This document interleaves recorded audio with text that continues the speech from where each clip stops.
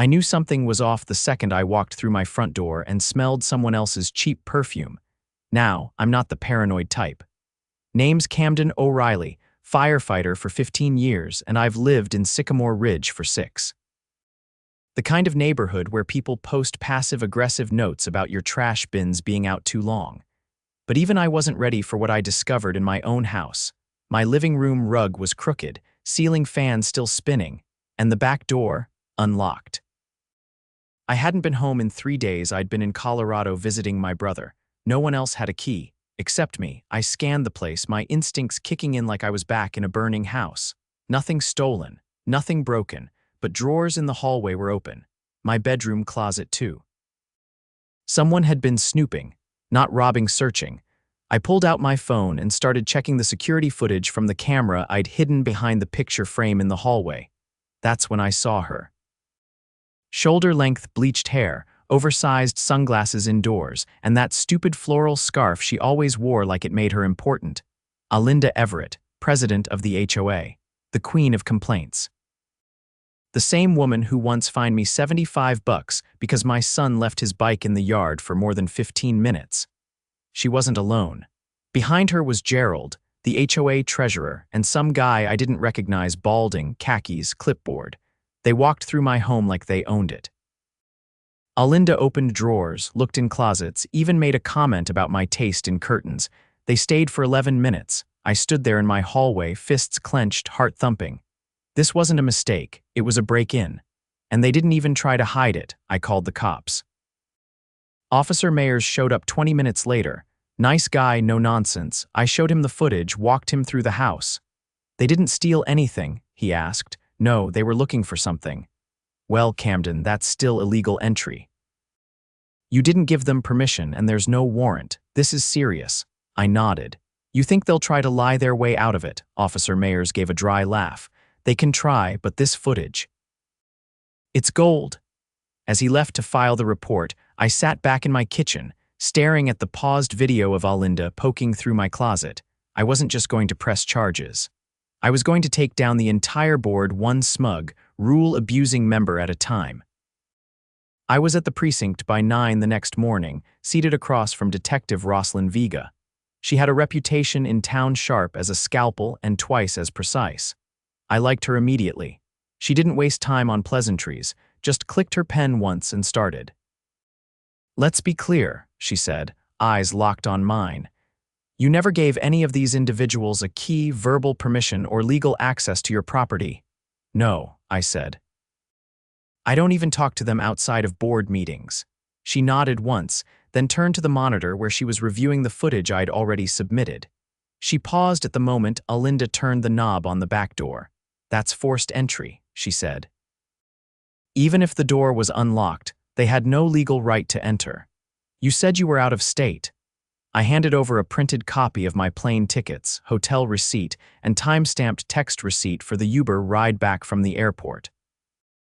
She took it without comment, added it to the folder in front of her. Any idea what they were looking for? No, but they were thorough. They checked under furniture, inside file drawers, even opened my son's toy chest. Did they mention anything? Anything specific? I hesitated. Alinda made a comment about confirming suspicions. That's all I caught. Detective Vega leaned back in her chair. That's vague. If they were looking for something to justify future action, that's one thing, but this isn't an inspection. This is trespassing with intent. What does that mean legally? She raised an eyebrow. It means we're not just talking about a slap on the wrist. If we can prove they coordinated this as part of an organized action under color of authority, using their HOA roles, to legitimize a criminal act, that's abuse of power. And if they entered any private areas like bedrooms or secure files, we could be looking at criminal trespass with aggravating circumstances. I left the station with a signed copy of the police report and a list of case numbers. It felt like armor. By the time I got home, the neighborhood was already buzzing. Gerald's oversized SUV was parked awkwardly across 2 spaces near the clubhouse, typical. I pulled into my driveway and noticed something new, a folded note taped to my front door. Community maintenance review. Your back fence is currently in violation of Section 12B, requiring repainting due to discoloration. You have 10 days to comply. No signature. Just the HOA logo. I laughed. They were trying to intimidate me. That was their move now. I took a photo of the note and slid it into a folder I'd started on my kitchen counter, labeled retaliation attempts.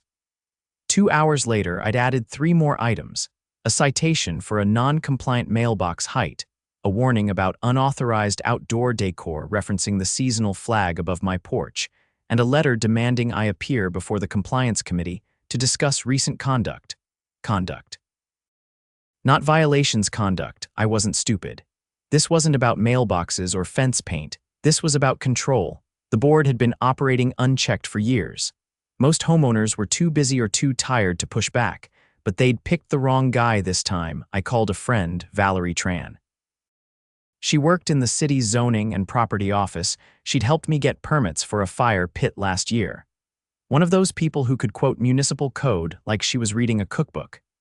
I need to know if the HOA has any access privileges to private property, I said. Nope, she replied instantly. They can't enter a home without written permission or legal order, and even then it has to be for enforcement tied to a validated code breach. Did they break in? They let themselves in while I was gone. Camden, she said slowly, that's a huge violation. You want me to pull their charter? Can you? I can get a copy of it. Most HOAs are registered through the City Housing Oversight Office. If there's anything shady in their founding documents, I'll find it. That night, I reviewed the footage again. I noticed something I'd missed before Clipboard Guy. He wasn't just tagging along. He was checking boxes, taking photos, and at one point muttered something about assessing value. Assessing value, I paused the video, zoomed in on his company-issued polo. Brookline Property Solutions. A real estate firm. Midnight found me elbow-deep in public records. Brookline had been involved in 3 previous HOA neighborhoods in the area. 2 of them were now in litigation over forced property sales and illegal rezoning. Suddenly it clicked. They weren't just poking around, they were laying the groundwork. Trying to find properties they could devalue, fine into foreclosure, and sell off cheap. I printed everything I found: court documents, complaint filings, news articles. I built a timeline. Then I emailed it all to Detective Vega with a simple note. Looks like we've got a pattern. The next morning, she called. We're moving forward with charges: unlawful entry, abuse of position, and conspiracy to commit fraud. We'll be serving warrants for electronic devices and HOA records. You might want to let your neighbors know it's going to hit fast. And oh, did it. By Friday, a city vehicle was parked outside the HOA office. Officers and city auditors moved in together. Alinda tried to block the door, but a uniformed officer showed her the search warrant. She stepped aside with all the grace of a cat shoved off a sofa. Word spread like wildfire. I didn't have to say a thing. Residents came out onto their lawns, whispering, pointing, watching as boxes of files, a desktop computer, and even Gerald's personal laptop were hauled out. One woman, Mrs. Rains from 3 houses down, walked up to me holding a cup of coffee. You did this, didn't you? I just looked at her. She nodded. Good. Later that week, the city held a public hearing. The HOA board had been suspended pending investigation. A temporary committee made up of 5 volunteer residents was assigned to oversee basic functions until new elections could be held. I didn't volunteer. I didn't need to. I'd done my part. And I wasn't finished. Detective Vega called again the following Monday. We found emails between Alinda and the guy from Brookline. They were planning to target 6 properties for accelerated compliance enforcement. 3 of them already had warnings issued. And mine, top of the list. I leaned back in my chair, staring at the folder of retaliation attempts. What happens now? They'll be facing charges, real ones: fraud, coercion, conspiracy. And with the city involved, they'll lose their positions permanently. We'll make sure of it. For the first time in a week, I slept without checking the locks twice. Justice didn't always come with sirens and fireworks. Sometimes, it came with a clipboard, a camera, and the quiet satisfaction of knowing that when someone tried to cross the line, you didn't just push back, you made sure they couldn't do it again. 2 weeks passed. Enough time for the neighborhood to settle into a strange calm, like the eye of a storm that hadn't finished with us. The HOA board had been effectively dismantled, but the mess they left behind was wide and ugly. I spent most of my evenings sorting through documents Valerie helped me request under the Freedom of Information Act. Internal emails, meeting transcripts, and complaint logs that had never been shown to residents. The deeper I dug, the clearer it became Alinda and her inner circle had been running a scheme that blurred the line between negligence and criminal enterprise. They'd been falsifying compliance violations, using template photos from other properties to justify fines. In one email chain, Gerald instructed a junior board member to adjust timestamps on a photo of a cracked driveway so it aligned with a retroactive citation. Worse, a folder labeled Priority Properties revealed a targeted list of homes, mostly those owned by retirees or families behind on dues. They weren't just asserting power. They were manipulating code enforcement to push people out. One family had sold their house within 60 days of receiving 6 fines.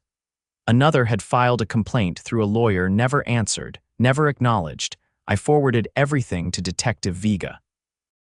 The next morning, I was summoned to City Hall. The hearing room was packed.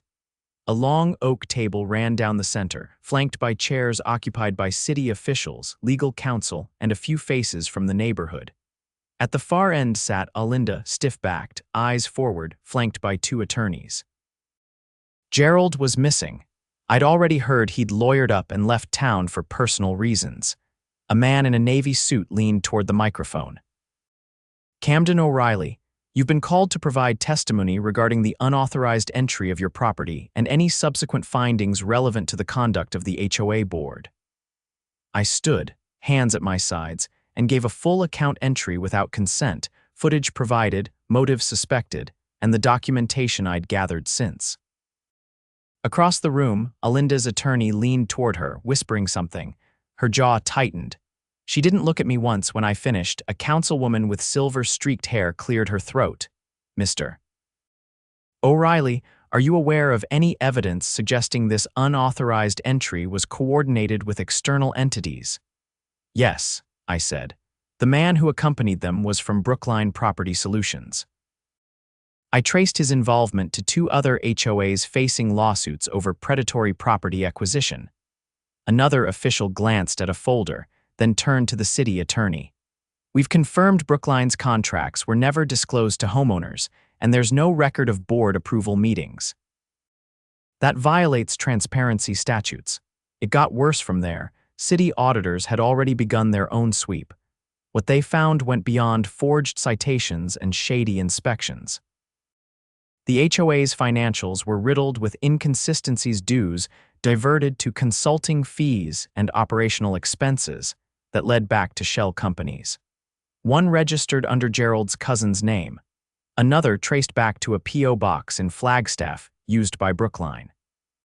Multiple homes fined repeatedly had been purchased at below market value, then flipped within 6 months.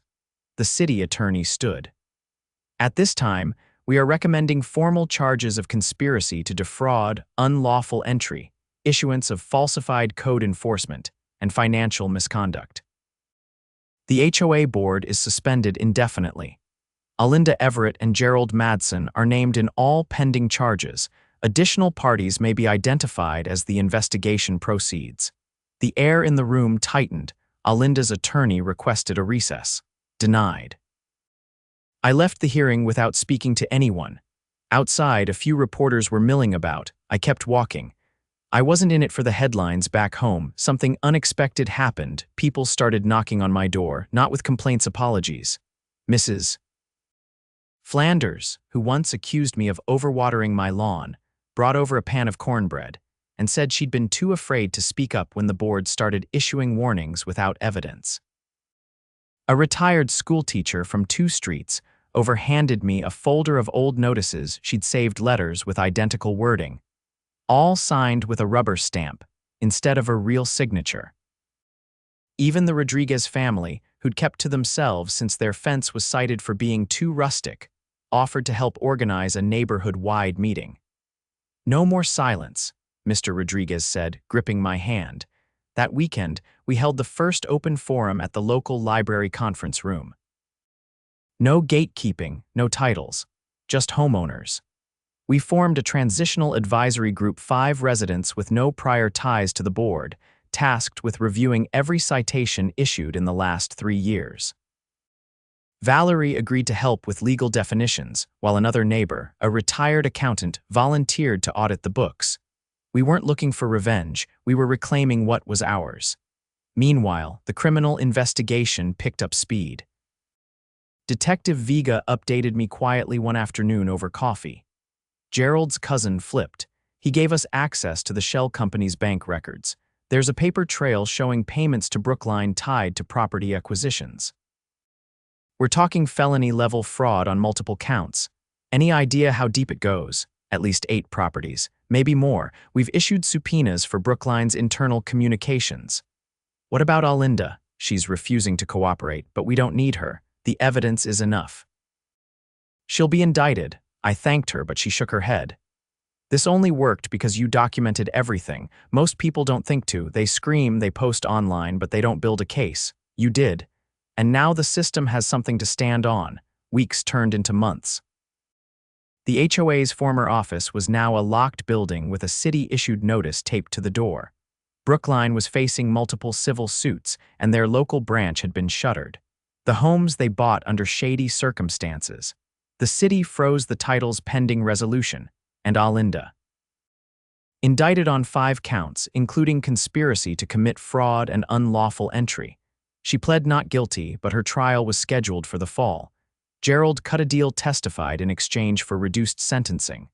The rest of the board scattered. In their place, the neighborhood began to breathe. No more surprise citations, no more veiled threats, just people, finally talking to one another without fear of a letter in the mailbox. One evening, I stood on my porch watching the sun dip below the rooftops. Across the street, kids were drawing chalk dragons on the sidewalk. Somewhere, someone was grilling. The air didn't feel heavy anymore. Valerie walked up, holding a stack of file folders. We finished reviewing the last of the violations. 73% were either fabricated or lacked any documentation. We're drafting letters of nullification for each one. 73%, I repeated. She nodded. It was never about keeping the neighborhood clean. It was about control, but not anymore. We didn't talk much after that. We didn't need to. The neighborhood had changed not because some law came down from above, but because people finally stood up and said enough. And when someone tried to weaponize authority to take what didn't belong to them, they found out the hard way you don't mess with people's homes. Not unless you're ready for the fire that comes next. The day jury selection began, I found myself sitting outside the county courthouse, not sure whether to go in or just sit with the weight of everything behind me. The case had grown far beyond Sycamore Ridge by now.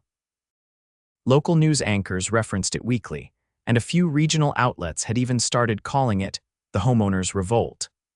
But none of that mattered as much as what had been uncovered just 72 hours earlier. Detective Vega had called me on a Sunday evening. Her voice, usually even and deliberate, carried a new edge. They found something in the HOA's off-site storage unit, she'd said, an old file cabinet missed during the initial sweep. I hadn't said anything. There's a folder labeled Compliance Leverage. It includes personal details on residents' medical conditions, income reports, even notes on family disputes. It's how they picked their targets. That folder changed everything. Not just because of what it contained, but because of how it was gathered. A few documents had city file stamps, things that shouldn't have ended up in a private association's hands. It meant someone inside a municipal office had helped them. By Monday morning, the city had launched an internal review. One junior clerk was suspended pending investigation. The clerk's login credentials had been used to access restricted property files, which were then printed and passed to the HOA. I walked into the courthouse with that in mind. What had started as a violation of privacy had escalated into institutional abuse. And the trial, it wasn't just about trespassing anymore. It was about dismantling a system that had fed on fear and silence for years. Inside, the courtroom buzzed with tension. Alinda sat at the defense table, wearing a gray blazer 2 sizes too tight and a stare that didn't reach anyone. Her lawyer shuffled through notes while whispering instructions she barely acknowledged. Her posture was rigid, but her fingers drummed against the table like she was daring someone to call her bluff. Detective Vega entered and made a beeline for the witness bench. I caught her eye. She gave a short nod, then sat with a stack of evidence folders in her lap. The prosecution opened with clarity. Ladies and gentlemen, this is not a case about a homeowner who got a fine he didn't like. This is a case about a board of directors who exploited authority, violated constitutional protections, and used personal data to manipulate and displace residents. Today, we will show you how far their reach extended and why it ends here.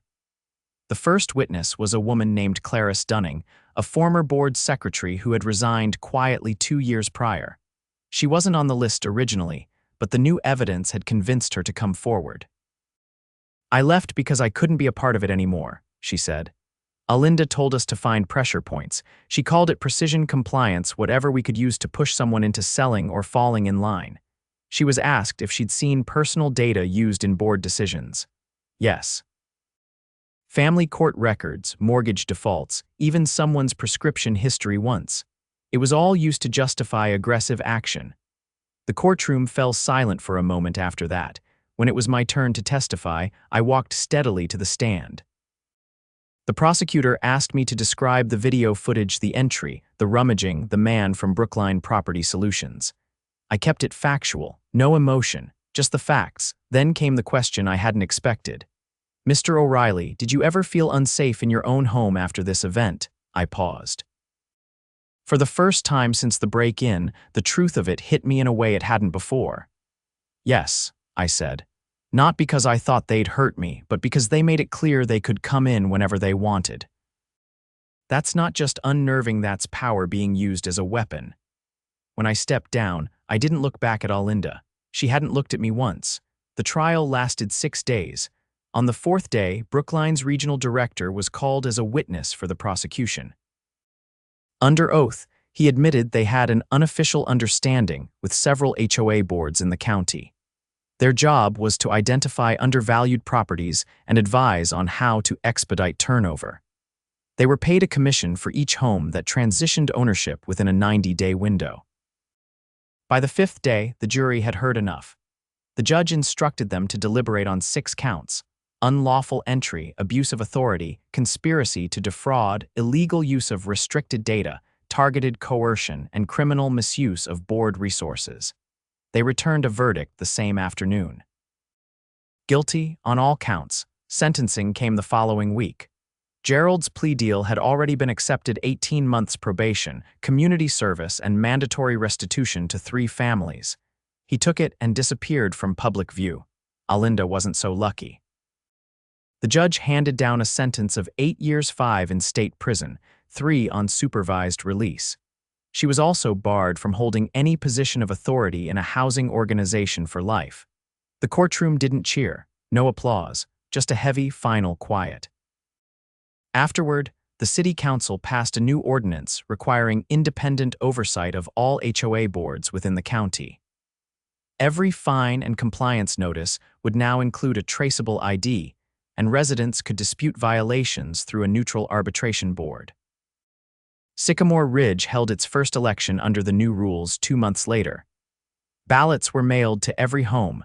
No proxy votes, no closed meetings, just names, qualifications, and a checkbox. I didn't run, but I went to the first meeting. The new board sat in folding chairs in the community center. No stage, no microphones, just a circle of neighbors. They started by reading out a public apology to the residents who had been targeted under the previous board. Then they opened the floor. People spoke freely. About things they wanted to see fixed, about things they wanted to protect. Not one person mentioned grass height or mailbox paint. Later that night, I walked home and passed the old HOA office. The lights were off and the windows were bare. A notice on the door read, "This facility is no longer in use. Please direct all inquiries to the new resident board." I stood there for a moment, then kept walking. In my driveway, I noticed something taped to my mailbox. For a second, I tensed, old instincts, but it wasn't a citation. It was a handwritten note. Thanks for standing up. We didn't know how to, we do now. No name, no signature, didn't need one.